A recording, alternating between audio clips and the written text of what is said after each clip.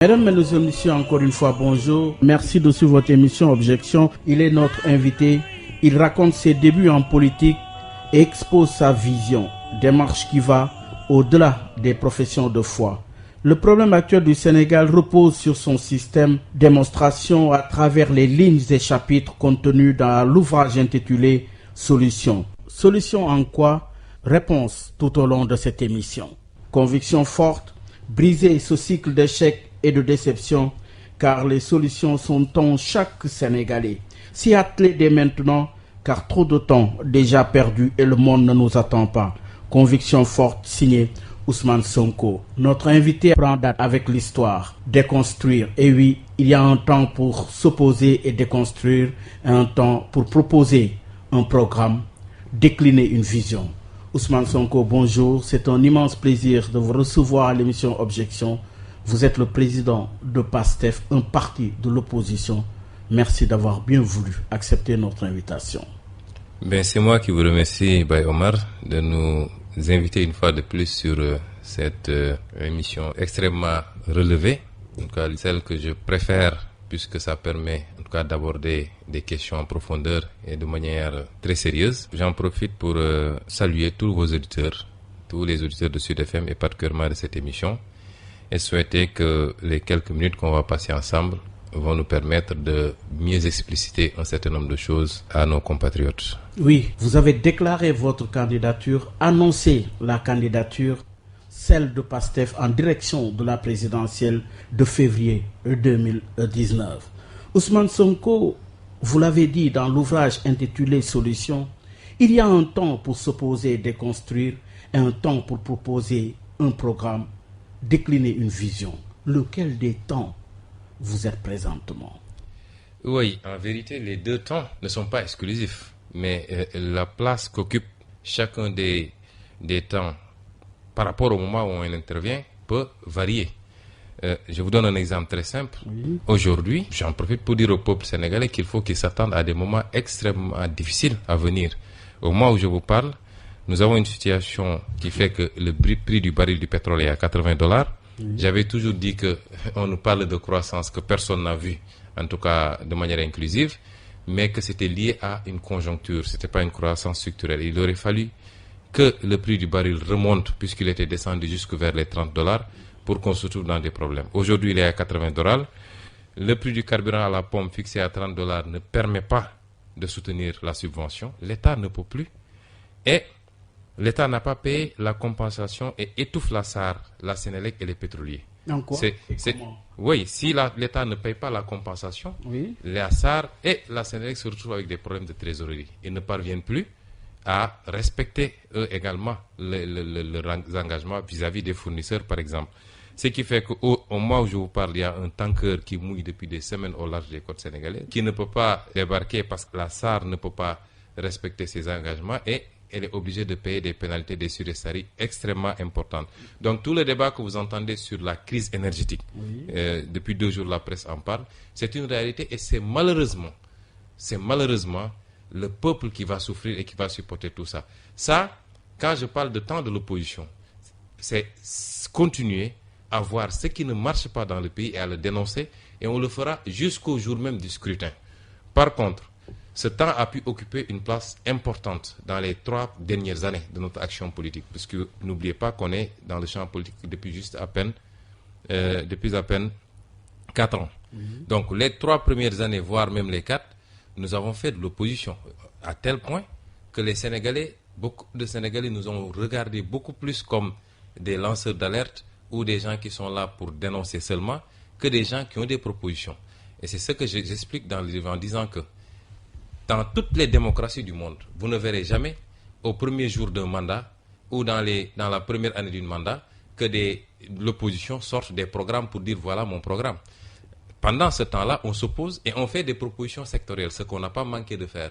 Parce que si vous lisez mon premier livre qui est sorti il y a 1 an sur le pétrole, vous vous rendrez compte que il y a la 3e partie est exclusivement consacré à des propositions. C'était intitulé l'ouvrage Pétrole et gaz du Sénégal, chronique d'une spoliation, oui, qui est paru aux éditions Fauve. C'était en mai 2017. Oui. Dans cet ouvrage, après avoir démontré ce qui s'est passé, comment le gouvernement de Macky Sall, avec la complicité de son ministre Aly Ngouille Ndiaye et d'autres acteurs parmi lesquels son propre frère. Avec le ministre de l'Intérieur. Vous le citez à chaque occasion. Pourquoi on a vu que la dernière actualité, celle justement concernant votre famille même à Ziguinchor, qui avait reçu la visite des éléments de la gendarmerie, alors le ministre est sorti pour justement rejeter et expliquer aux Sénégalais en réalité qu'une enquête est ouverte. Oui, où en est-on avec ce dossier? Oui, moi je ne personnalise pas. Il faut que les Sénégalais comprennent que j'ai pas de problème personnel avec Aly Ngouille Ndiaye, que je n'ai jamais vu physiquement, ni lui ni Macky Sall. Encore que j'ai entendu un illuminé dire qu'il m'a rencontré chez Macky Sall. Je crois qu'il devait avoir pris quelques excitants un peu trop forts. Mais je n'ai pas de problème personnel avec eux. J'ai un problème par rapport à la gestion prébandière de l'État de leur part, et je le dénoncerai avec la dernière énergie. Et je maintiens ce qu'Aly Ngouille Ndiaye a raconté des contre-vérités. Quand il dit que la brigade de recherche n'intervient pas à Ziguinchor, c'est faux et absolument faux. Et c'est grave de la part d'un ministre. Et il est habitué des faits. Je vous ai dit comment il avait inscrit des informations fausses et erronées dans les décrets de présentation pour faire bénéficier à Franck Timis de nos puits. Je dénonce les actes posé au nom de l'État par Aly Ngouille Ndiaye. Mais lui, il en fait une affaire personnelle. Ah oui? Parce qu'il mobilise tout l'arsenal des renseignements pour essayer de créer des dossiers contre Sonko, etc. Vous verrez des développements dans les jours à venir. Je ne vais pas aller loin. Mais pour le cas particulier de Ziguinchor, il a raconté une contre-vérité en disant que la brigade de recherche n'intervient. Il y a une section de recherche à Ziguinchor. Et vos collègues de là-bas ont réagi rapidement, et certains d'ici même, pour démonter ce qu'il disait. C'est grave de la part d'un ministre de venir devant le peuple pour raconter des contre-vérités. Je n'ose pas utiliser un terme un peu plus violent, encore qu'il mériterait ça, parce que c'est grave. Il l'a fait sciemment. Deuxièmement, c'est des faits concrets. Et l'objectif, c'était un complot. Je maintiens mes accusations. C'était un complot contre le candidat Ousmane Sonko. Si leur complot, j'en viens au fait, si leur complot avait réussi, je serais aujourd'hui désigné comme complice d'une activité contrevenant aux lois et règlements de ce pays. Ça a été cousu de fil blanc. Effectivement, des gendarmes de la section de recherche se sont rendus à 3 endroits différents. D'abord à Lindiane, interroger notre collecteur sur place, devant des témoins, parce qu'il y a eu des témoins dans cette affaire-là, et réclamer nos fiches de parrainage, jouer à l'intimidation. Le monsieur a refusé. Les fins, vous les demanderez à Aly Ngouille Ndiaye, puisque c'est lui qui les a forcément envoyés, puisque ça dépend. C'est des services qui dépendent de lui, et celui qui est personnellement monté au créneau pour démentir. Vous savez, la gendarmerie territoriale relève du ministre de l'Intérieur. Nous connaissons qui commande cette gendarmerie territoriale, et aussi bien les légions, que les brigades et les sections de recherche dépendent en réalité de cette gendarmerie-là. Donc, cette gendarmerie-là est effectivement intervenue sur le terrain. Et le ministre de l'Intérieur a jugé bon, le même jour, quand nous avons fait une conférence de presse, de monter au créneau pour démentir, et ensuite, le lendemain, jouer à l'intimidation, parce que M. Birame Souleye, qui se trouve être le numéro 2 de notre parti et qui avait animé la conférence de presse, a été cueilli dans son bureau et dans son lieu de travail Manu Militari pour être amené et soumis à un interrogatoire. Et l'objectif qui était recherché, c'est de lui soutirer des aveux ou des excuses, ce qu'il a refusé de faire devant ses avocats. Et la gendarmerie est allée, quand le monsieur a refusé de leur donner les fiches de parrainage, il leur a dit de toute façon c'est au siège. Ils sont déportés du quartier de Lindiane au siège, à la permanence du parti à Ziguinchor. C'est des endroits situés à 5 km de distance quand même, pour aller demander les mêmes choses. Et quand ils sont vus opposer un refus, ils sont rendus au domicile de ma maman. Vous vous rendez compte? À mon domicile familial, pour venir essayer d'intimider et de mener une enquête. Et ils l'ont fait qu'avec Pastef, ce qui est grave. Mais pire, ils ont nié l'intervention par Aly Ngouille Ndiaye lui-même de la section de recherche en essayant de nous faire passer pour des menteurs aux yeux des Sénégalais. Le lendemain, ils sont revenus à notre domicile familial. Et ils ont dit, ceux qui étaient venus n'étaient pas des gendarmes, c'est des usurpateurs d'identité qu'ils ont eux-mêmes identifiés. Ils auraient même arrêté des gens et ils convoqueraient les témoins pour venir les identifier. Le lendemain, c'est-à-dire le lendemain de la Tamkharit, ils ont convoqué les 5 témoins à la gendarmerie pour les soumettre à un interrogatoire. Et c'est sur les lieux que l'un des gendarmes qui était venu là-bas et dont le nom est connu, et je dis à la famille de ce gendarme qui est sorti, qui a fait une vidéo que tout le monde a vue pour essayer de défendre, parce que la famille a clairement dit que le gendarme était sur les lieux et il a reçu instruction pour le faire, ce qui est dangereux et grave. Nous n'avons pas contre le gendarme qui n'a agi que sur commande. C'est ses supérieurs qui posent problème dans cette affaire-là. Mais le gendarme a été identifié et les témoins ont dit au commandant, voilà les 2 messieurs, parmi ceux qui étaient venus, voilà 2 messieurs qui étaient venus, et le gendarme a été identifié par un de ses camarades, de ses promotionnaires à la formation militaire à Bango en 2000, qui était parmi les témoins. On l'a identifié, on connaît son nom, etc., etc., et sa famille est venue même témoigner. Et c'est grave ce qui se passe dans ce pays-là. Et ils ont voulu, vous savez, c'était un complot. Et si ça avait réussi, moi-même j'aurais été poursuivi pour être... Parce qu'après, ils ont convoqué ces gens sans la présence de leur avocat. Les ont soumis à un interrogatoire et les ont signé des PV d'interrogatoire sans la présence de leur avocat. Quand nous avons commis un avocat qui s'est rendu sur les lieux, l'avocat est allé d'abord à la gendarmerie. On lui a dit, ce dossier, nous ne le traitons pas. À la section de recherche, on leur a dit, on ne traite pas ce dossier, il faut aller à la gendarmerie. Il s'est fait accompagner d'un huissier et a constaté tout ce que je dis. Il est allé à la gendarmerie de Boudoudi, on lui a dit, c'est le nouveau colonel qui est affecté ici, qui gère la Légion, qui gère directement ce dossier. Il s'est rendu au niveau du colonel pour lui dire, je veux savoir à quel titre est-ce que vous avez convoqué mes clients. Parce que dans cette affaire, il n'y a que 3 possibilités. Soit ils sont accusés, soit ils sont témoins, soit ils sont victimes. Le monsieur a essayé de dire non, c'est pas ça, comme la gendarmerie a été citée, on a voulu simplement entendre pour en savoir plus, mais ce dossier, il faut, etc. Et quand le complot a été déjoué,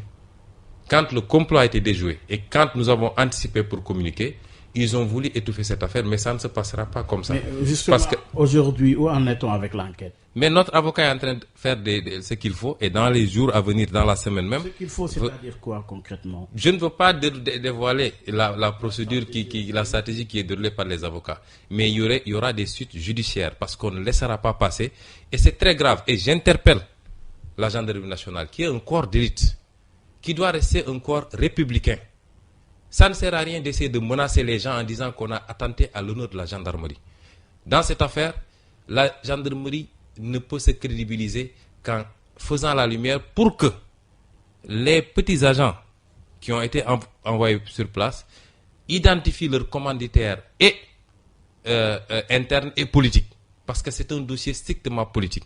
Et ça ne rassure pas de savoir que dans ce pays, on peut aujourd'hui détourner et utiliser les institutions les plus crédibles à des fins strictement politiques, pour pourchasser des adversaires politiques, pour menacer leur famille, pour menacer leurs militants. Ça, c'est grave et je ne crois pas que ça vienne du haut commandement de la gendarmerie. Et c'est pourquoi j'interpelle le haut commandement de la gendarmerie de reprendre ces dossiers en main et de renforcer la crédibilité de la gendarmerie comme un corps républicain qui est au-dessus des mêlées politiques, qui est équidistant et qui refuse d'être utilisé à des fins de règlement politique ou de liquidation d'adversaires politiques. Vous menacez aujourd'hui, puisque les accusations, il y en a eu, vous en avez parlé. Aujourd'hui, est-ce que vous vous sentez menacé?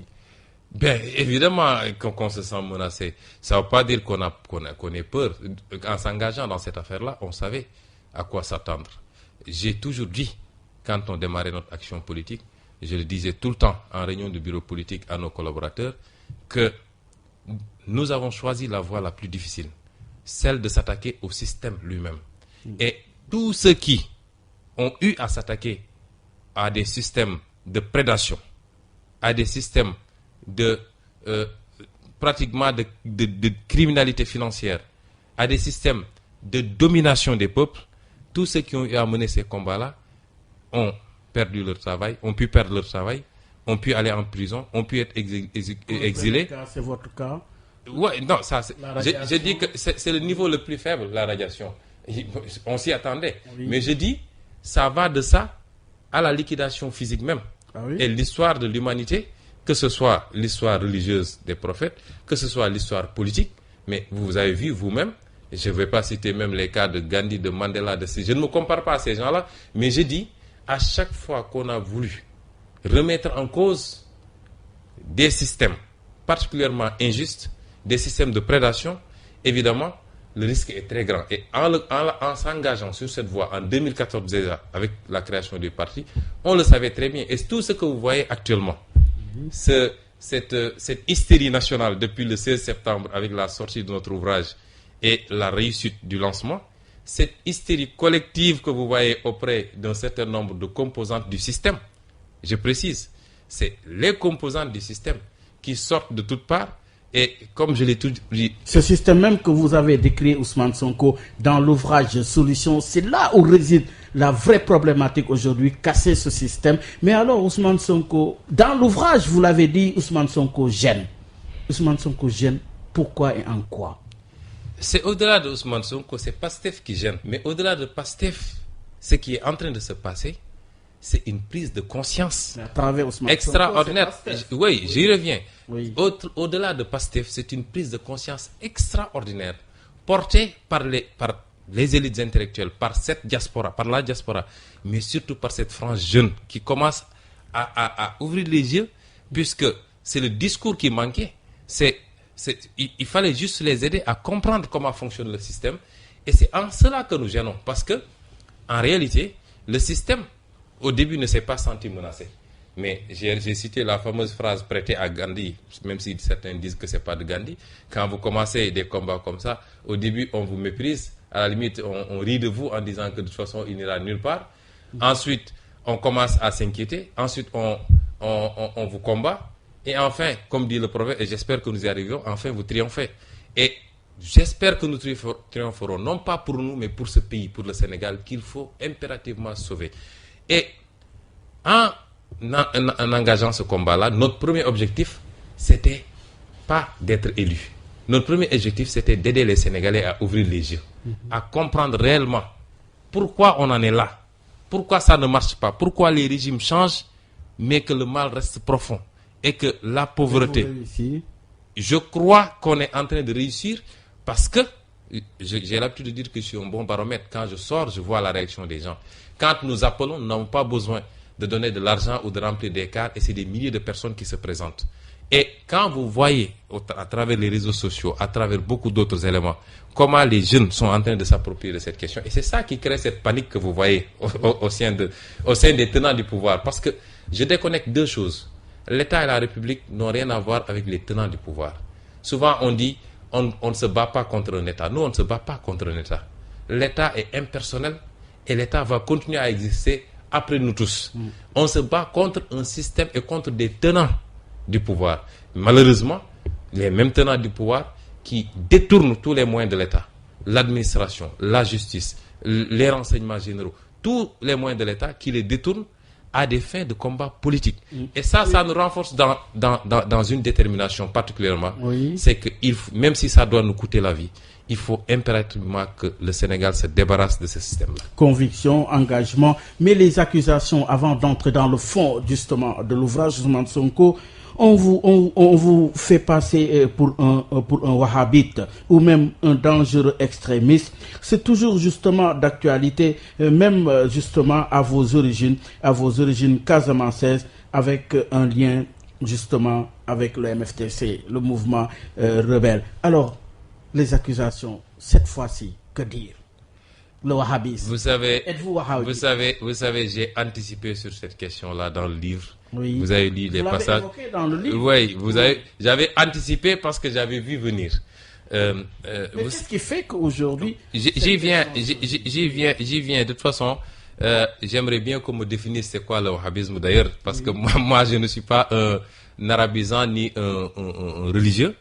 J'aimerais bien que tous ceux qui parlent là me disent ça rime à quoi tout cela. Mais Ousmane Sonko est un Sénégalais qui est né ici, qui a grandi ici, qui a fait toute sa scolarité à l'école publique, qui est entré dans l'administration publique, qui a travaillé pendant 15 ans et qui est allé représenter le Sénégal un peu partout dans le monde. On n'a jamais vu de problème dans ça. On ne m'a jamais taxé de quoi que ce soit. Ousmane Sonko est entré en politique pendant 4 ans. Vous n'avez entendu aucune accusation. Sauf qu'ils ont remis ciel et terre pour m'attribuer, pour essayer de voir est-ce que dans ma carrière, il y aurait quelque chose à m'imputer en termes de corruption, de malversation, etc.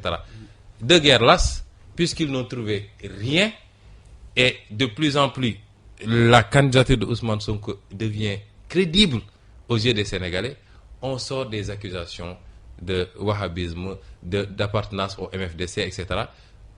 D'abord, stigmatisant des pans entiers de la société sur la base de leur ethnie ou de leur croyance, ce qui est très dangereux dans ce pays, très dangereux, mais surtout essayant de jouer à créer l'incompréhension ou la méfiance avec les foyers religieux. Je rends grâce à Dieu parce que depuis quelques jours, la plupart des coups de fil que j'ai reçus sont venus de ces foyers religieux. Ils vous disent quoi? Et de ne pas répondre à ces provocations puériles. Vous savez, parmi ceux qui portent... Moi, j'ai dit, j'ai pas le temps de répondre.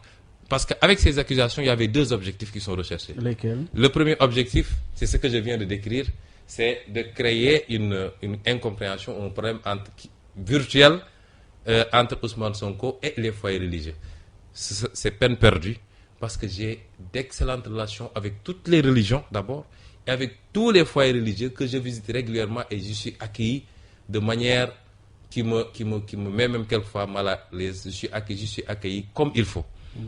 Le deuxième objectif maintenant, c'était d'allumer un contre-feu par rapport au succès enregistré avec la sortie de ce livre-là. J'ai dit, j'ai pas de temps, moi, à perdre avec ça. Je veux qu'on parle de ce que j'ai écrit dans ce livre-là. Que eux, ils parlent de moi et que moi, je parle du Sénégal. Les Sénégalais ont besoin qu'on leur parle du Sénégal et non des personnes. Mais, très brièvement, parmi ceux qui se sont agités, c'est à la limite anachronique, les Sénégalais ne sont pas... C'est pas moi qui ai créé ici un parti qui s'appelait Hezbollah et qui ai dit que je vais prendre le pouvoir par force. C'est pas moi, c'est l'auteur de ces déclarations-là. C'est pas moi qui suis allé en Iran, en Arabie Saoudite, en Libye pour me déclarer appartenir à toutes ces composantes pour avoir des milliards. Et c'est pas moi qui ai été emprisonné au Niger, torturé au Niger, et Abdou Diouf l'a écrit dans son livre, parce que je fomentais un coup d'État. Voilà des gens qui n'ont aucune crédibilité, ni nationale ni internationale, et qui se permettent de prendre leur plume pour faire des accusations. Mais je ne vais pas me laisser détourner, moi. Parce que nous sommes concentrés sur l'essentiel. Et l'essentiel, c'est de dire aux Sénégalais pourquoi le Sénégal en est là où il est. Oui, pourquoi ça ne marche pas. Oui, mais et justement par rapport à vos financements, qui vous finance? Qui finance aujourd'hui? Nous avons le financement le plus transparent au Sénégal. Nous sommes l'un des rares. En lien avec non, je vais vous dire, nous avons le financement. D'abord, nous n'avons pas d'argent. Ah oui? Nous n'avons rien. Quand nous perdons même quelquefois à payer nos sièges. Ça, je veux que ce soit clair. Nous sommes l'un des seuls partis, et peut-être même le seul, qui, depuis qu'il a reçu son récépissé, chaque année, dépose ses états financiers conformément à la loi de 1981 au niveau du ministère de l'Intérieur. Nous sommes le seul. Ou l'un des seuls, parce qu'on m'a dit qu'il y en a 2. Mais moi, je peux parler pour nous-mêmes. Et je défie le ministre de l'Intérieur de nous apporter la preuve que l'APR ou tout autre parti dépose ses états financiers. Troisièmement, nous avons le mode de financement le plus transparent. Et vous me donnez l'opportunité d'ailleurs, puisque vous avez posé la question, de lancer un appel à tous les Sénégalais. Parce que nous comptons sur la contribution des Sénégalais à travers la campagne Bokona. Et nous remercions les Sénégalais de la diaspora qui croient à notre combat et qui ont lancé la campagne Bokona. Et c'est des contributions transparentes de Sénégalais qui cliquent sur une page visitable pour donner 100 €, 25 €, ah oui? 100 $, ainsi de suite. Ça, c'est la première. Et ensuite, oui, au niveau national, c'est avec une campagne lancée par les moyens de Wari, de Orange Money, de tous les modes qui est publié sur les réseaux sociaux pour dire volontaire. Oui. Et nous ne comptons que sur ça. Les Sénégalais qui croient à notre combat, qui croient aux idéaux que nous défendons, nous comptons sur eux de manière transparente, sur leur contribution, parce que si c'est pas le cas, je suis désolé de le dire, nous ne pourrons pas battre campagne. Quel est le résultat? Il y a beaucoup de... En 2017, en 2017, on est allé aux élections législatives. Toute la campagne, nous avons dépassé 27 millions avec des contributions au jour le jour des Sénégalais. Vous croyez que quelqu'un qui est financé et vous êtes à combien aujourd'hui avec les contributions? Je crois que la campagne Bokona a dépassé les 50 000 euros. Vous pouvez vous-même cliquer sur le lien que je vous donnerai et vous verrez les Sénégalais qui contribuent. Pour les autres, nous n'avons pas encore fait l'évaluation, mais vous m'avez donné une occasion de lancer un appel public à contribution parce que c'est vous qui avez posé la question. Je ne passerai pas parce que vous m'avez posé une question à laquelle je réponds. Et c'est vous dire, vous savez, tout ça, c'est la résultante d'une panique. Il y a une panique généralisée. Et c'est parce qu'ils ont claire conscience de l'impact de notre discours sur les populations, ils ont les renseignements, ils savent ce qui se passe sur la jeunesse, sur les foyers religieux eux-mêmes, sur toutes les composantes de cette nation, hommes, femmes, le monde rural même, sur la diaspora qui est en train de nous soutenir de manière extraordinaire. Ils sont conscients. Vous n'êtes d'aucune secte et d'aucune obédience. De ce point de vue, gardez votre essence spirituelle. D'ailleurs, qu'est-ce que c'est le pouvoir? Vous vous êtes demandé. Oui, ce que j'ai voulu dire simplement, c'est que si on cherche un Sénégalais, nous sommes tous Sénégalais avec les mêmes droits et les mêmes obligations. Mais ce que j'ai voulu dire, c'est que de par ma transversalité, et c'est une chance d'avoir un peu de tout couleur, puisque ma grand-mère maternelle l'est, d'avoir un peu de Serer olofisé quelque part, puisque ma mère est de Khombol, même si c'est une gomme, et d'avoir beaucoup de Diola, puisque mon père est Diola. C'est une fierté et ça me permet de me revendiquer de tout le Sénégal. Quand on veut vous accuser d'indépendantisme, à la limite, c'est irrationnel de dire, moi qui suis né à Thiès, ma mère est de Khombol où je me rends régulièrement, ma grand-mère est de Ndiaye Pindaw, comment je peux dire, séparons la Casamance du reste du Sénégal? C'est irrationnel, c'est des arguments politiciens. C'est-à-dire, et il y a une chose importante, quand des accusations sont portées, la première question que le citoyen doit se poser, c'est que l'accusation vient d'où? L'accusation vient de l'adversaire politique, de l'ennemi politique, mais parce qu'actuellement, ce qui est en train de se passer, attendez, ça vire vers l'inimité. Ces gens-là, s'ils pouvaient me tuer, ils me tueraient. Ça, je le dis, parce que je sais tout ce qu'ils sont en train de faire pour... Mais, c'est là où je conclue en disant, personnellement, je ne me changerai jamais, je ne me renierai jamais, simplement parce que je veux accéder au pouvoir. C'est-à-dire, refuser ce qu'on est, parce qu'on veut être président. Ou alors penser que pour être président, il faut faire comme ceci, il faut être cela. Je ne serai jamais ceci, je ne serai jamais cela. Je suis un Sénégalais. Par ma confession, je suis un musulman. J'ai eu la chance de naître musulman. Pour nous tous, ça n'a pas été un choix. C'est de naissance. J'ai grandi musulman. J'essaie de pratiquer ma religion. Le contexte dans lequel j'ai évolué a fait de moi, m'a donné une orientation religieuse particulière. Vous savez, quelqu'un né à Touba, il est mourite. Quelqu'un né dans une maison tidjane, il grandit tidjane, il a été étudié tidjane, il est tidjane. Quelqu'un n'est pas né dans ces conditions et n'a pas grandi dans ces conditions, il n'est ni tidjane ni mouride, il est musulman, il est sénégalais. Et vous? Et ça se limite à ça. Moi, je suis musulman et sénégalais. J'ai grandi dans ce contexte-là, mais j'ai beaucoup d'admiration. Vous savez, de tous bords. De tous bords et mieux. Il y en a plus. Contenu dans l'ouvrage. Dans l'ouvrage. Sur ce volet, il y en a plus même. Oui. Je dis. Sous cet angle-là. Oui, sous cet angle. J'ai proposé, par exemple. J'ai dit aujourd'hui, il faut institutionnaliser les relations entre l'État et la religion. Au nom de quoi, aujourd'hui, on aurait, sous le prétexte de la laïcité, une relation informelle entre l'État et la religion, où après, c'est le président de la République qui se déplace avec des mallettes d'argent tirées de cette histoire de fonds politiques que j'ai proposé de supprimer d'ailleurs, pour aller à chaque événement aller et distribuer de l'argent. J'ai dit aujourd'hui, il faut que nous puissions avoir un budget culte. C'est les chrétiens, c'est les musulmans, c'est même les animistes, puisqu'il y en a encore au Sénégal. Oui. C'est quand il y a le bois sacré, qu'est-ce qu'on doit donner pour soutenir l'événement? Quand il y a le Magal, quand il y a le Gamou, etc. Et nivelé. Qu'il y ait un budget, d'abord, qu'il y ait le budget qui soit voté par l'Assemblée nationale.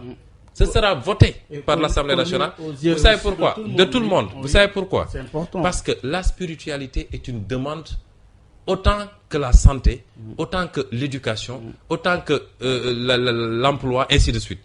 Et puisque nous sommes un peuple de croyants, nous devons nous décomplexer. Vous allez en Allemagne, si vous êtes chrétien, sur votre bulletin de salaire, on vous prend un montant pour financer l'église. Ici, on peut dire, on va mettre un budget culte. On a un budget de 4 000 milliards, dont 2 000 milliards de recettes fiscales. Est-ce que l'Assemblée nationale vote pour qu'on ait 100 milliards pour le culte, par exemple?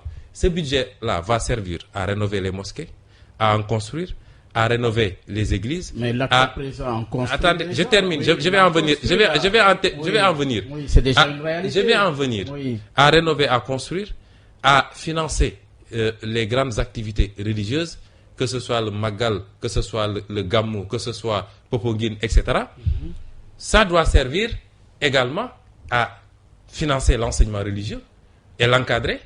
Mais tous les bénéficiaires sauront que c'est l'impôt des... Quand j'entends les gens dire « Nous remercions le président Macky Sall parce qu'il a construit ici des cités religieuses. » Mais il l'a construit avec quoi? Dans ce qu'on utilise, il y a l'impôt de Jean-Paul, il y a l'impôt de Karamba, il y a l'impôt de Mohamed. C'est notre argent qui finance. L'essentiel, c'est que ça se fait. Oui, mais justement, c'est pourquoi je dis il faut qu'on sorte de ça. Et qu'on a un président de la République doit faire, il doit réaliser. C'est pas ça l'exploit. L'exploit, c'est comment il a réalisé. Est-ce que ça c'était pertinent? Est-ce que ça s'est fait en respectant les normes minimales de gestion des deniers publics? Est-ce que ça n'a pas été surfacturé? Est-ce que ça a été donné aux entreprises qu'il fallait? Et ainsi de suite. C'est désormais ces questions-là que le citoyen doit se poser. Mais qu'on fasse une autoroute, on doit le faire. Qu'on fasse une école, on doit le faire. On n'a pas à remercier un président de la République parce qu'il a fait une route. C'est nous qui lui donnons notre budget. C'est lui qui lui donnons notre administration. Nous donnons la diplomatie. On lui dit, vous pouvez vous endetter à notre nom. On vous donne même un avion pour que vous ne perdiez pas de temps quand vous voyagez. Quand vous sortez, vous êtes escorté. Est-ce que cette personne-là, on doit lui être redevable parce qu'il a fait une route avec notre argent? Alors, et attendez, je termine. Oui. Ça, c'est différent de ce qui se passe. Je dis, il faut qu'on nationalise. La deuxième proposition, c'était quoi? Oui. J'ai dit, Rapidement, oui. en termes institutionnels, nous sommes un pays avec des réalités religieuses. Je propose le Haut Conseil économique et social, le truc des territoires là la HCCT. Le Haut Conseil. Tout ça, c'est pas utile dans ce pays. Il faut l'enlever. Il y aura que l'Assemblée nationale, mais à côté, nous mettrons une institution, un Haut Conseil, où vous aurez les représentants de tous les cultes, de tous les foyers religieux, qui auront un avis consultatif. Quand on découvre du pétrole au Sénégal, on fait les documents avec traduction en langue arabe, en wolofal, en langue truc. On leur donne et on dit, qu'est-ce que vous pensez de ça? On recueille leur avis. On les intéresse parce que on dit que c'est des régulateurs sociaux. Est-ce qu'il faut attendre jusqu'à ce que le pays s'embrase pour aller les voir? Il faut les impliquer en amont et leur permettre de donner leur avis. Oui. Ça, c'est des propositions concrètes qui sont contenues dans ce livre. Qui sont contenues dans l'ouvrage intitulé Solutions. D'autres accusations et finalement Ousmane Sonko, un frustré, un rancunier, sans expérience, jeune et fougueux. Certainement un lien avec votre radiation. On va aller très vite, Ousmane Sonko. Des Sénégalais se laissent encore perdre à ce jeu, sur fond de marchandage spirituel. Le Ndigal, vous en dites quoi? Bon, moi, je ne me prononce pas sur les questions de Ndigal. Je considère que tout Sénégalais, quel que soit son rang, a le droit à son opinion. Et qu'un guide religieux donne son opinion ne me gêne pas. Parce que s'il l'avait donné à ma faveur aussi, je n'aurais pas critiqué. Ça, je ne me prononce pas beaucoup sur ces questions-là. Je respecte l'avis de chacun. Maintenant, Ousmane Sonko est un rancunier ou un fougueux. Oui, je suis rancunier et fougueux, non pas à titre personnel, mais j'ai mal quand je vois ces gens-là, quand je vois combien ces gens-là sont en train de détruire ce pays-là. Quand je vois le niveau de prédation. Vous savez, on ne va pas arrêter. On va continuer à les persécuter dans leur malgouvernance. Le mot n'est pas fort. Non, on va les persécuter. Avant, il y a 3 jours, j'étais à l'OFNAC à côté parce qu'il y a un scandale extraordinaire sur des dizaines de milliards. J'ai personnellement écrit au procureur de la République. J'ai écrit à l'IGE. J'ai écrit à l'OFNAC. Il n'y a que pour le moment l'OFNAC qui a réagi. Sur quel sujet? C'est un scandale sur plusieurs dizaines de milliards et qui implique des collaborateurs proches du président Macky Sall. Oui, et c'est vous dire, quand ils disent que, Oui, mais attendez. non, parce que Ça porte sur quoi? ça porte sur des magouilles foncières. Donc, je vais y revenir dans le cadre d'une conférence de presse parce que je ne veux pas gêner un peu l'enquête. Mais ce que je veux vous dire, c'est que quand ils disent que Ousmane Sonko est un terroriste, oui, je suis un terroriste parce que je les terrorise. Parce que je mets à nu leur magouille. Je mets à nu la prédation au jour le jour. Et je mets surtout à nu leur incompétence et leur carence. C'est ça qui les fait trembler. On parle d'expérience. De quelle expérience on parle? Vous savez, il y a des hommes politiques dans ce pays qui disent qu'ils ont une expérience de 40 ans de gouvernance. Mais de quelle expérience on parle? 40 ans de prédation, 40 ans de détournement de deniers publics, 40 ans de compromission des intérêts stratégiques de ce pays. Quand quelqu'un dit il lui manque un peu d'expérience internationale, mais de quelle expérience internationale on parle? Quelle était l'expérience internationale de Obama ou de Macron avant d'être président ou de n'importe quel autre président? Vous savez, il faut aimer son pays, avoir le background et la compétence, savoir défendre l'intérêt de son pays. Le reste, quand les gens vous disent expérience internationale, c'est savoir manigancer, entrer dans les lobbies et faire tout contre les intérêts de son pays. Moi, je ne suis pas dans ça. Je sais qu'aujourd'hui, je ne crois pas qu'il y ait un homme politique qui ait plus d'expérience parce que moi, ma rencontre avec l'État, justement, c'est une rencontre technique, c'est pas une rencontre politicienne. Oui. C'est par un concours, par une formation et par l'exercice d'une fonction de haut fonctionnaire pendant 15 ans que j'ai connu l'État. J'ai pas fait de la politique jusqu'à être élu pour découvrir l'État, ce qui est le cas de la majorité de ces gens-là. Oui, l'économie. L'économie, parlons-en. Ousmane Sonko, aujourd'hui, vous avez parlé du système, la gouvernance de façon globale. Un très long chapitre sur cette question dans le chapitre 5.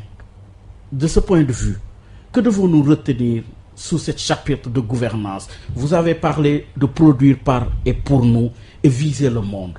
Mais d'abord, sur le constat. Que constatez-vous? Bien, le constat, il est là. Nous le constatons tous ensemble. La situation du pays, malgré tout le tintamarre que les gens font, la situation du pays est des plus alarmantes.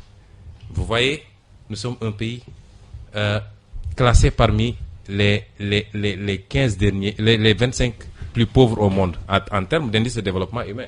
On parle de taux de croissance, mais où est ce taux de croissance-là? À qui ça profite? Oui, mais c'est le taux de chômage officiellement est à 10%, mais quand vous le ramenez à la capacité d'absorption de notre économie, on est à 45%.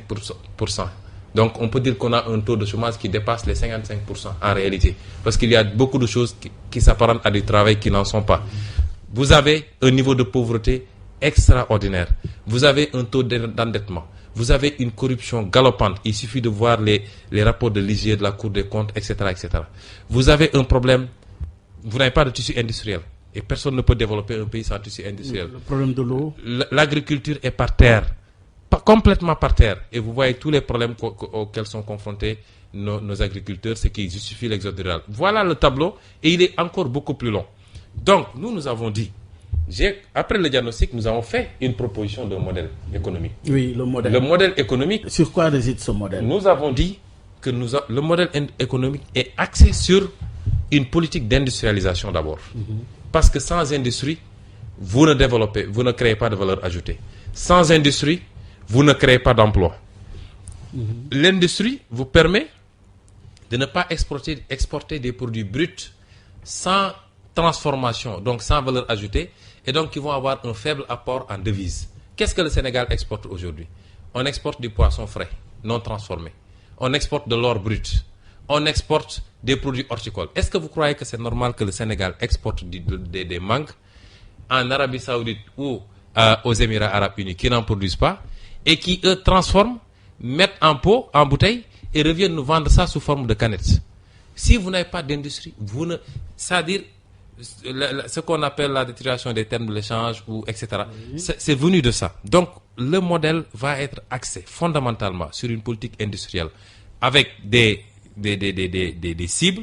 Oui. Aujourd'hui, notre objectif, c'est que, d'abord, dans le secteur de la pêche, par exemple, on a proposé, on dit, de 0 à 12 miles, on n'acceptera plus de bateaux étrangers qui vont pêcher. C'est réservé à la pêche artisanale pour que nos pêcheurs puissent pêcher et débarquer au Sénégal. Mais il y a aussi le fait de prioriser justement les PME, PMI. Oui, ça, j'y reviens, parce que le modèle industriel sera porté par des PME et PMI. Ça, c'est comme le modèle allemand. Oui. On ne veut pas tout de suite sauter et dire nous voulons de grands champions. Ça ne marche pas. Nous voulons un modèle où ça va être porté d'abord par des PME et PMI. Et sur des secteurs où on peut avoir suffisamment de compétitivité, plus tard, des regroupements peuvent se faire pour essayer d'avoir 1 ou 2 ou 3 champions qui vont aller à la conquête du monde.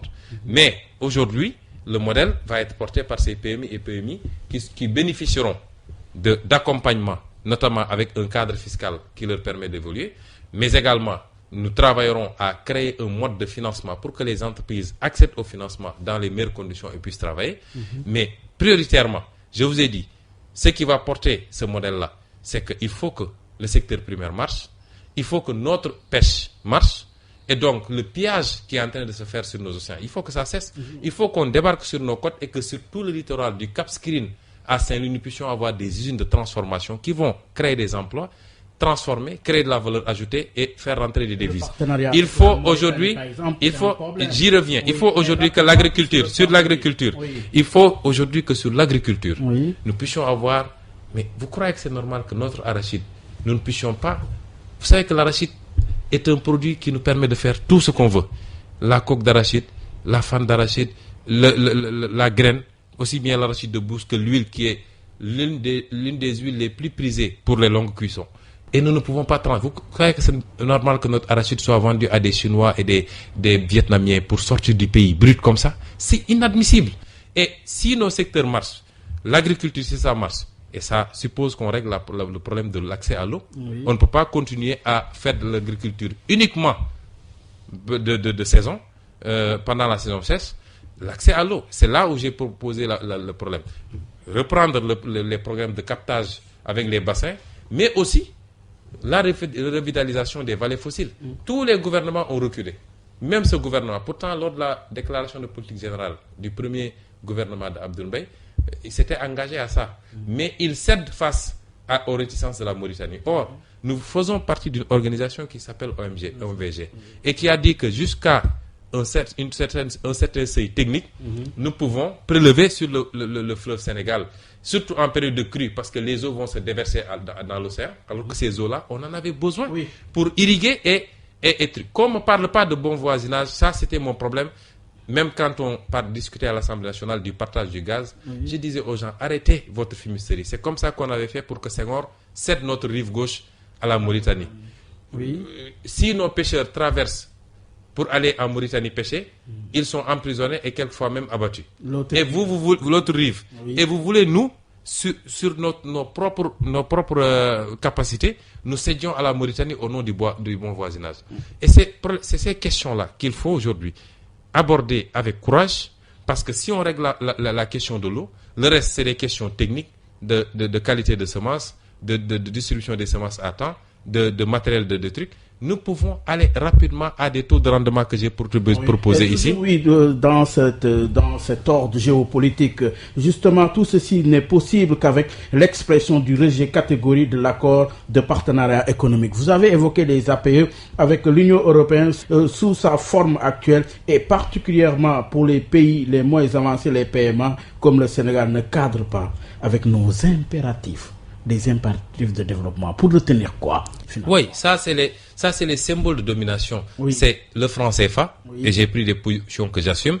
C'est les accords de partenariat économique que Macky Sall a déjà signés. Heureusement que dans beaucoup d'autres pays africains aujourd'hui, il y a de la résistance. Et tant qu'on n'a pas ratifié au sein de la CEDEAO, ça ne marchera pas. Mais imaginez-vous, l'Union européenne est aujourd'hui la première zone économique du monde, en réalité.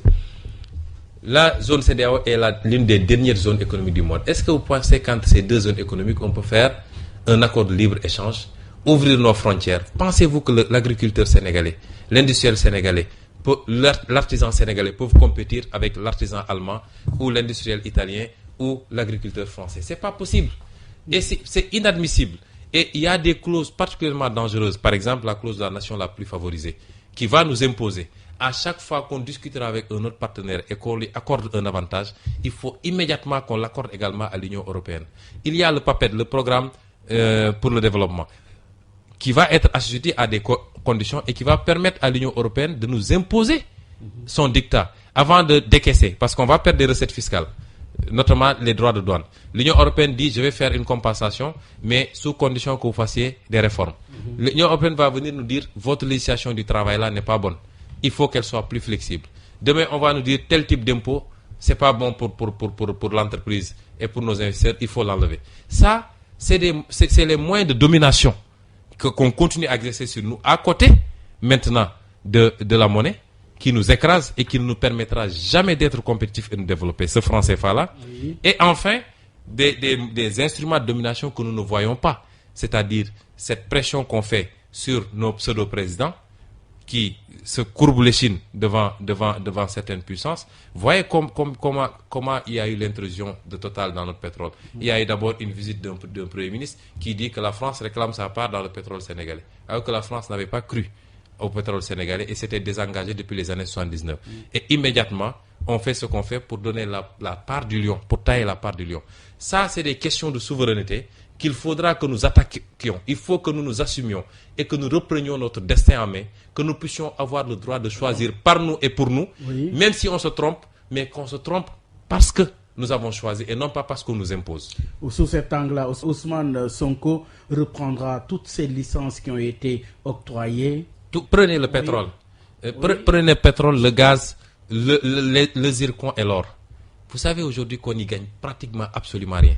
Oui. Le pétrole, les renégocieront. Oui. Et j'ai entendu un expert qui disait, je l'ai vu dans un site qui dit, je déconseille à Ousmane Sonko de renégocier les contrats. D'ailleurs, il fait une confusion entre renégociation et dénonciation. La dénonciation, c'est l'étape supérieure. Dans un premier temps, nous convoquerons tous les acteurs pour renégocier parce qu'il n'est pas normal que nous soyons parmi les pays les plus pauvres du monde, que nous ayons des ressources naturelles, mais que ça profite à 80% ou plus à des multinationales et pour très peu au Sénégal. Nous ne pouvons pas l'accepter. Oui. Ce que Evo Morales a fait en Bolivie, pour qu'aujourd'hui la Bolivie ait 82% de ses ressources naturelles, alors jusqu'en 2004, la Bolivie n'avait que 18% de ses ressources naturelles. Oui. Pour qu'aujourd'hui, ce secteur-là contribue à plus de 24% du PIB. Vous savez quelle est la contribution du secteur minier dans notre PIB? 1,4%, notre secteur minier. Alors que des tonnes d'or sortent du Sénégal chaque année. Des tonnes de zircon sortent du Sénégal et bientôt des milliers de barils de pétrole et des milliers de mètres cubes de gaz vont sortir du Sénégal pour qu'on n'y gagne que très très peu. Vous croyez que c'est normal ça? Alors Ousmane Sonko, invité d'objection de ce dimanche, tout cela avec quel pouvoir public? Un État fort, lequel l'avez-vous défini? Cet État à partir duquel votre vision sera déclinée? L'État doit être fort dans l'exercice de sa souveraineté, mais l'État doit être fortement déconcentré. C'est-à-dire le pouvoir ne doit plus être concentré entre les mains d'un seul homme. Je ne dis même pas entre les mains de l'exécutif ou de l'État central. Actuellement, tous les pouvoirs et les moyens sont concentrés entre les mains d'un seul homme. J'ai eu honte quand j'ai entendu un maire, je crois de Boutoupa Kamarakunda, un jour, le matin, à Sud FM d'ailleurs, je l'entends dire, j'ai rallié la paire parce que si je ne rallie pas la paire, je n'aurai pas les moyens de faire les travaux. Vous croyez que ça c'est normal? Un État fort dans l'exercice de la souveraineté internationale, ce qui n'est pas le cas aujourd'hui. On est très faible quand il s'agit de discuter avec l'étranger, mais on est très fort pour écraser les gens à l'intérieur. Il faut inverser la tendance. Et c'est pourquoi ce que j'ai proposé sur la limitation des pouvoirs du président de la République et de l'exécutif, le renforcement des pouvoirs du judiciaire, le renforcement... La justice, c'est un problème. Vous l'avez justement... Vous savez, les magistrats eux-mêmes, tous les magistrats sérieux reconnaissent que la justice est un problème. Et l'Union des magistrats est en train de mener un combat, a fait même des propositions. Je viens de recevoir une maquette que quelqu'un m'a envoyée Même les magistrats reconnaissent que la justice est un problème dans ce pays-là. C'est pas la faute il y a beaucoup de magistrats sérieux qui veulent que ça change. Comme il y a beaucoup de fonctionnaires, d'hommes de tenue, etc., qui sont très sérieux et qui ne sont pas d'accord avec ce qui est en train de se faire. Il faut aujourd'hui regarder ce qui se passe à l'Assemblée. On n'a pas une Assemblée. Une Assemblée nationale et des collectivités locales fortes. C'est votre vision. C'est ma vision. Oui. Parce que c'est le seul moyen de limiter réellement les pouvoirs exorbitants de l'exécutif et du président de la République, et d'aller à un système de contrôle effectif de l'exercice du pouvoir exécutif. Tant qu'on n'aura pas ça, on aura un président qui va phagocyter tous les autres pouvoirs et qui fera ce qu'il veut. Il faut limiter les pouvoirs de ce président en supprimant notamment les fonds politiques, qui sont des fonds de corruption. C'est des fonds de corruption, les fonds politiques. Et il est inadmissible qu'on concentre 8 milliards, 10 milliards entre les mains d'un seul homme, des impôts des Sénégalais. La vendeur de cacahuètes qui est là, son argent est dans les 10 milliards et pourtant elle a du mal à nourrir sa famille. On donne ça à un homme qui peut donner 25 millions à telle section de l'APR, il reçoit tel militant, il donne 40 millions sur l'argent des Sénégalais et il n'est soumis à aucun contrôle, c'est pas normal. Administrer l'ordre est pour le compte du peuple. Du peuple, il faut limiter ses pouvoirs de nomination et donc de domination de l'administration également. Il faut libérer les corps de contrôle. Aucun corps de contrôle ne doit dépendre du président de la République. Il faut les libérer et leur permettre d'avoir leur agenda de contrôle, mais surtout de suivi des dossiers. Au cas où le procureur va faillir, que les corps de contrôle puissent se substituer pour saisir directement le juge. Donc ça, c'est réguler l'État contre les abus de pouvoir. Ousmane Sonko, instaurer le culte de la transparence, de la reddition des comptes, mais également et surtout des sanctions. Mais il faut sanctionner. Écoutez, voyez ce qui se passe.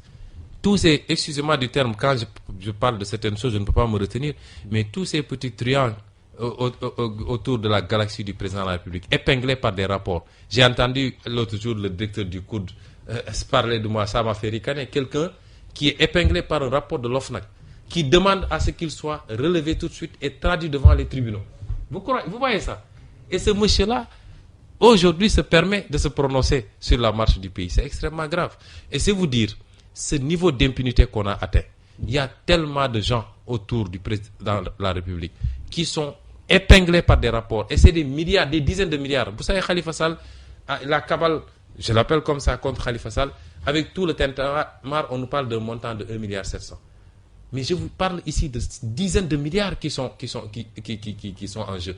Et c'est des rapports de l'IGE, de la Cour des comptes, de l'OFNAC, de la CENTIF. Le président Macky Sall met son pied dessus. Il dit qu'il a... Il y a 2 ans, j'ai fait une conférence de presse pour dire ça. Il est sorti pour dire que personne ne peut prouver qu'il a gardé un rapport, qu'il a transmis tous les rapports. S'il a transmis tous les rapports, qu'est-ce que le procureur fait? Lui qui a montré autant de zèle dans le dossier de Khalifa Sall et dans d'autres dossiers. Alors, qu'est-ce qu'il fait sur le dossier de Omar Anne? Qu'est-ce qu'il fait sur le dossier de la Poste? Qu'est-ce qu'il fait sur ce qui s'est passé au port? Qu'est-ce qu'il fait sur l'histoire des timbres, sur les rapports sur la Sénélec, sur beaucoup d'autres cas qui ont épinglé des gens qui aujourd'hui tournent autour de Macky Sall. Et ces gens-là, quand vous critiquez, ils sortent pour dire « Nous n'accepterons plus que quelqu'un attente à l'image de la justice ». Ce n'est pas la justice qui est en jeu. C'est un responsable de la justice qui ne fait pas son travail et que nous critiquerons comme nous critiquons tous ceux qui ne font pas leur travail. Et personne ne peut nous intimider, personne ne peut nous empêcher de poser ces débats-là. Oui, ça c'est l'engagement en politique et le citoyen dans tout cela, la place et le rôle du citoyen. Vous l'avez dit dans l'ouvrage, quelle place, quel rôle pour le citoyen? Oui, mais Omar, ce qui manque dans ce pays, véritablement, c'est... Je ne parle pas d'éveil des consciences citoyennes. Je crois que de plus en plus, ça prend forme. Mais l'action citoyenne. Voyez dans certains pays, la présidente brésilienne, quand on a dit qu'elle est compromise dans une histoire de corruption, mais c'est le peuple qui est sorti et qui a occupé les places publiques et les rues pour réclamer sa démission. Et c'est pourquoi d'ailleurs dans le livre, j'ai proposé toujours qu'on renforce la responsabilité du président de la République. Parce qu'à côté de la responsabilité pour haute trahison, qui est la seule prévue, mais qui est difficile à mettre en œuvre, j'ai proposé la responsabilité politique du président de la République, avec la possibilité de destituer le président de la République quand il est convaincu d'actes graves de corruption ou de malversation. Ce qui existe aujourd'hui dans toutes les grandes démocraties. Et quand ça s'est passé au Brésil, quand ça s'est passé en Corée du Nord, où là, on n'a même pas dit la présidente, on a dit une amie de la présidente aurait utilisé ses relations avec la présidente. Mais c'est le peuple qui est sorti jusqu'à ce que l'Assemblée nationale vote pour destituer la présidente. Il faut aujourd'hui... C'est cette conscience citoyenne. C'est cette conscience citoyenne qui doit s'accaparer. Quand Ousmane Sonko fait un livre pour dire que sur le pétrole, il y a des choses graves qui sont passées et qui ont compromis les intérêts avec Aly Ngouille Ndiaye à la baguette, avec Macky Sall qui a signé alors qu'il ne devait pas signer, avec. Où est le peuple? Parce que c'est ces intérêts qui sont compromis. Tant qu'on n'aura pas atteint ce niveau-là, maintenant, pour que ça se fasse, il faut que le baromètre, parce que le peuple aujourd'hui, qu'est-ce qui se passe? Le peuple a désavoué ses élites. Et quand le peuple désavoue ses élites, il désavoue l'État lui-même. Il ne respecte pas les symboles de l'État. Et là démarre le délitement. Justement, c'est ça. C'est-à-dire aujourd'hui, le respect et la considération qu'il devait avoir vis-à-vis de l'État. Et je l'ai développé ailleurs quand je parlais du consentement à l'impôt. Oui. Vous allez dans les pays où il y a un très fort taux de consentement à l'impôt. Je ne parle pas du consentement de l'impôt. C'est deux choses différentes. Oui. L'Assemblée nationale vote et consent. Ça, c'est le consentement de l'impôt. Mais le consentement à l'impôt, c'est la conscience que toi et moi pouvons avoir de dire nous devons payer nos impôts. Le peuple ne va pas sciemment, à part ceux qui sont retenus à la source, le peuple ne va pas payer l'impôt parce que le Sénégalais considère que s'il paye l'impôt, c'est pour enrichir quelques hauts fonctionnaires et des politiciens corrompus. Alors, et tant qu'on n'aura pas réglé ces préalables-là, et on n'aura pas le citoyen qu'on veut, et que si on n'a pas le citoyen qu'on veut, on ne peut pas construire un pays. Deux questions avant de boucler. Le temps passe très très vite. Ousmane Sonko, invité d'objection. Votre responsabilité dans ce qui est appelé la protection des Sénégalais par la réduction des inégalités. En deux mots, par quel mécanisme? Mais Omar, on n'a pas de solidarité sociale. Les mécanismes nous ont biaisés. Vous croyez que c'est normal pour une population de 15 millions d'habitants qu'il n'y ait que 400 000 Sénégalais qui bénéficient d'une protection sociale et peut-être quelques-uns qui bénéficient de l'aide sociale, qui n'est pas forcément une bonne chose. C'est la CMU, etc. Parce que ça, la bourse de sécurité, parce que ça crée une situation de dépendance non adossée à un programme réel d'insertion et de travail pour que les gens puissent se prendre en charge. Mais la couverture sociale, la protection sociale, il y a à peu près 400 000 salariés qui en bénéficient. Les artisans sont exclus. Les autres travailleurs sont exclus. La ménagère qui travaille chez moi est exclue aujourd'hui, n'a pas d'assurance pour les accidents de travail, pour la maladie, pour le chômage, etc. Il faut inverser cela. Et c'est pourquoi j'ai proposé, à côté du système généralisé, de créer un autre système allégé, où on va avoir toutes ces catégories-là. Oui. Je considère que la femme qui travaille ici à Dakar, dans une maison, ce qu'on appelait les services entre particuliers, que ce soit un chauffeur particulier, que ce soit une ménagère dans une maison, ainsi de suite. L'artisan qui a son atelier de mécanicien ici, etc. Ces gens-là doivent avoir une couverture sociale. Tant qu'un pays ne parvient pas à assurer à tous ses citoyens un minimum de couverture sociale, ce pays-là laisse en rade un pan et malheureusement le plus important de sa population. Je dis, celle qui travaille chez moi, elle peut percevoir 50 000 francs. Elle n'atteint pas encore le SMIC qui est à 52 300 dans ce pays-là. Vous dites, si on prend tout ce qui doit être pris, parce qu'en matière de rémunération, il y a le salaire, mais il y a les avantages en nature. Elle loge chez moi. Elle aurait dû loger ailleurs, on aurait calculé ça. Elle partage mon repas. Donc, vous travaillez ici, Sud FM ne vous donne pas de repas, ne vous donne pas de logement. Donc ça, c'est des éléments de salaire, ce qu'on appelle les avantages en nature. Oui. Si vous cumulez tout ça, vous pouvez arriver à un niveau de salaire de 100 000 ou de 150 000. Ce qui la rend immédiatement éligible à la caisse de sécurité sociale, etc. Cette personne-là, vous lui permettez, avec une cotisation minimale, peut-être de 5 000, 7 000 par mois, d'être couverte, d'être assurée, d'être beaucoup plus professionnelle dans ce qu'elle va faire, de pouvoir mieux aider ses parents qui sont restés ailleurs et d'être épanouie. Mais elle est là, elle travaille, elle est malléable, corvéable, elle peut être... Une citoyenne normale. Mais alors dites-nous l'éducation, parce que tout cela passe par une bonne éducation.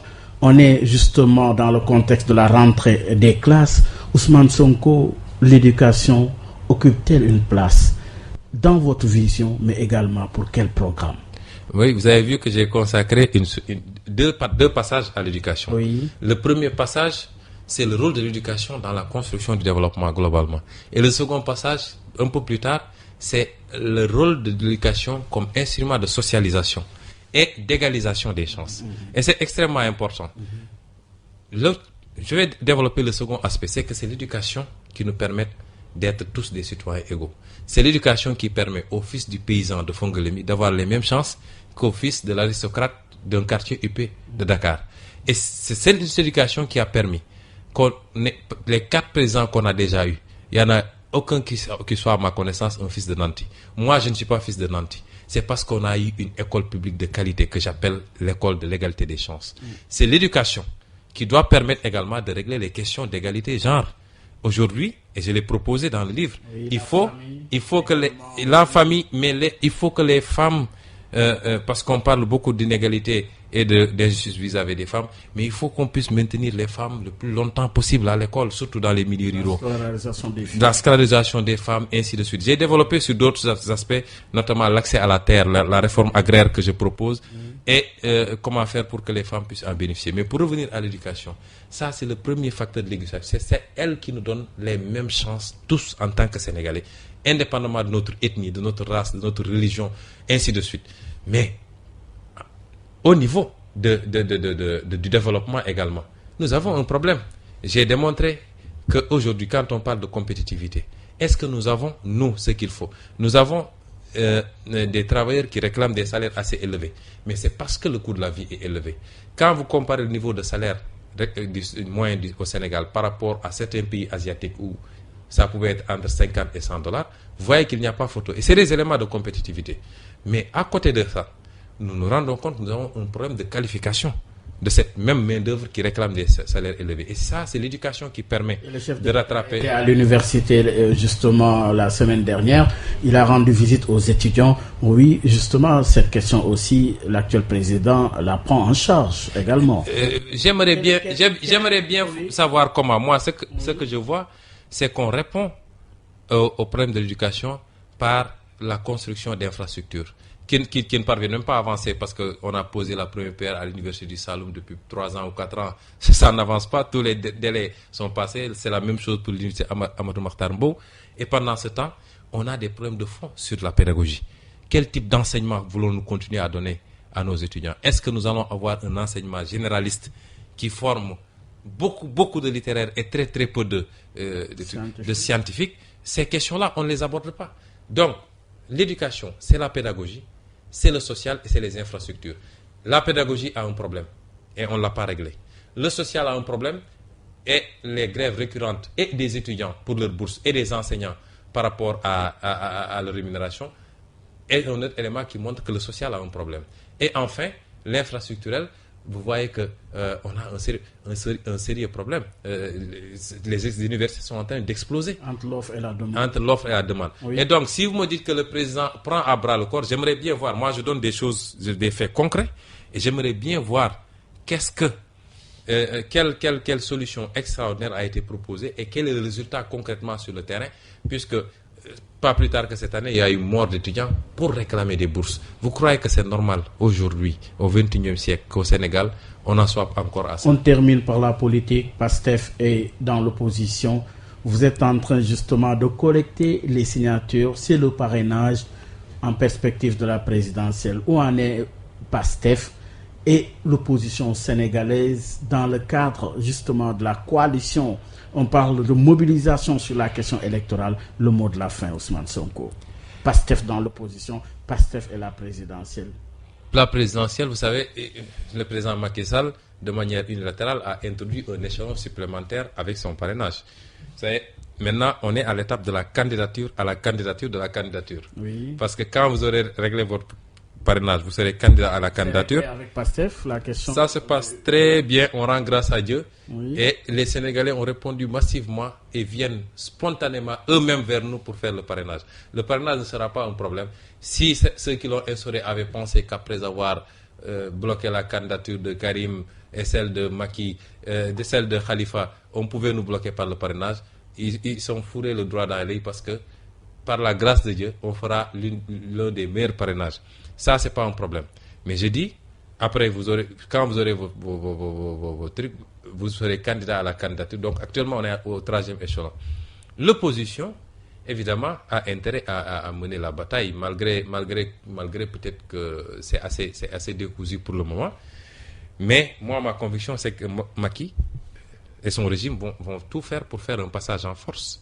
Ah oui? Vous savez, il y a un projet de loi. L'Assemblée nationale reprend du service le vendredi prochain. Je suis sûr que... Même il y a le projet de budget. L'un des premiers projets de loi... milliards, non, mais peut-être même l'un des premiers projets de loi qui sera soumis à l'Assemblée nationale, ce sera un projet de loi pour la restriction du trafic Internet. Et ce qui est visé, c'est les réseaux sociaux. C'est notamment Facebook, WhatsApp, pour que les jeunes ne puissent pas circulariser les informations.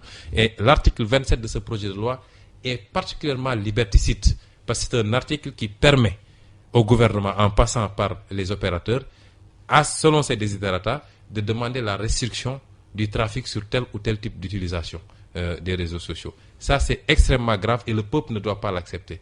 Il y a un faisceau d'indices qui montre que le président Macky Sall, parce qu'il est sûr à 200% que le président Macky Sall ne peut pas passer si les élections se passent correctement. Ah oui? Sûr, et vous-même, vous pouvez vous promener et interroger les Sénégalais. Si vous mettez... Il n'y a pas qu'à Dakar, il y a à l'intérieur aussi. Mais moi, je fais l'intérieur du pays, comme tout le monde. Vous savez ce qu'on dit. D'abord, l'électorat sénégalais s'est inversé entre 1960 et maintenant. On dit que le président Senghor avait battu ses concurrents parce que pendant que les gens étaient ici à Dakar, lui, il faisait la campagne. Mais en ce moment, on avait 62% de la population dans les campagnes et le reste dans les pôles urbains. Aujourd'hui, rien que le pôle urbain de Dakar, les pôles urbains, ou les régions de Dakar. Un déplacement, une urbanisation oui. de l'électorat. Je vous dis, prenez Dakar, Thiès, Diourbel font 53% de l'électorat. Avec les pôles de Touba, qu'il n'a jamais gagné et qu'il ne gagnera pas. Avec Thiès et Mbour. Avec les 4 départements de Dakar. Rien que ça, vous avez 53% de l'électorat. Si vous y ajoutez les autres pôles urbains de Kaolack, de Ziguinchor, de Saint-Louis, etc., vous serez à plus de 80% de l'électorat. Quand on essaie de tromper les gens avec des bourses familiales, j'ai vu des relations de la presse de ce matin, comme quoi le budget 2019 sera très, très, très social. Pendant ce temps, on ne peut même pas régler les questions d'approvisionnement en énergie et les populations vont encore souffrir. Pendant ce temps, on ne peut même pas alimenter normalement en eau. Aujourd'hui, il y a la banlieue de Dakar qui sera coupée pour 48 heures totalement parce qu'il y aurait des travaux qui se font. Oui. Pendant ce temps, nos hôpitaux publics sont des mouroirs. L'école publique, on a annoncé l'ouverture et déjà tous les syndicats sont sur le pied de guerre. Et vous allez prendre l'argent du pays, vous allez le distribuer avec leur DER, avec les bourses, etc. Parce qu'ils pensent que c'est comme ça qu'ils vont acheter la conscience des Sénégalais. Oui. En tout cas, Ousmane Sonko, sur le chemin de la présidentielle de février 2019, un engagement, une conviction, mais également un rendez-vous, une date. Février 2019, quel est pour vous l'intérêt, l'enjeu février 2019, la présidentielle? Vous savez, nous, on ne fait pas de focalisation sur 2019 parce que nous avons tout l'avenir devant nous. Mais il faut que les Sénégalais comprennent l'importance de 2019. À partir de 2019, le Sénégal peut en sortir et se mettre définitivement sur orbite pour se lancer, et où le Sénégal peut définitivement s'enfoncer. J'ai bien aimé, lors de la cérémonie de présentation publique de l'ouvrage, un journaliste qui disait ce qui va se jouer en 2019, c'est l'élection. C'est un économiste d'ailleurs de finance, c'est Khadim Bamba Diagne, qui disait que ce qui va se jouer, c'est l'élection du premier gouverneur de nos ressources naturelles. 2019 est important, et si les Sénégalais ratent ce rendez-vous, s'ils se laissent divertir par des discours ou par des trucs qui n'ont rien à voir avec l'intérêt du Sénégal, par la politique politicienne comme on l'a vécu depuis longtemps. Vous savez, la campagne de diabolisation, ça n'a pas commencé avec moi. Mamadou Dia a été diabolisé. Et même truc. Et tous ceux qui savent ont regretté après de s'être trompé de choix. Parce que c'est en 62 qu'on a fait le mauvais virage. Cheikh Anta Diop a été diabolisé. Tous ceux qui ont porté les mêmes discours ont été diabolisés. Il y en a qui sont moins connus mais qui vivent jusqu'à présent ont été diabolisés. Il est temps que le peuple comprenne que l'enjeu n'est pas de discuter, excusez-moi du terme, sur le sexe des gens, sur la religion des gens. L'enjeu, c'est le Sénégal. Nous avons une occasion unique de reprendre en main notre destin. J'en appelle au peuple sénégalais et surtout à cette jeunesse qui doit comprendre que c'est son avenir qui est en jeu. C'est pas l'avenir des Moustapha Niasse, de Tanor Dieng, etc. ou peut-être de Macky Sall ou ou même de leur famille. Non, c'est l'avenir de cette jeunesse-là qui est désœuvrée, qui ne mérite pas le sort qui est le sien et qui est victime du système, qui est la première victime du système. Si cette jeunesse prend conscience et prend son destin en main en 2019, nous reprendrons notre destin en main. 2019, en attendant, il était notre invité Ousmane Sonko. Merci. C'est moi qui vous remercie et je remercie également tous vos éditeurs pour leur aimable écoute. Pour rappeler que vous êtes le président de PASTEF, un parti dans l'opposition. Justement, c'est en perspective de la présidentielle de février 2019. Ousmane Sonko, invité d'objection. Merci, au revoir et à dimanche prochain.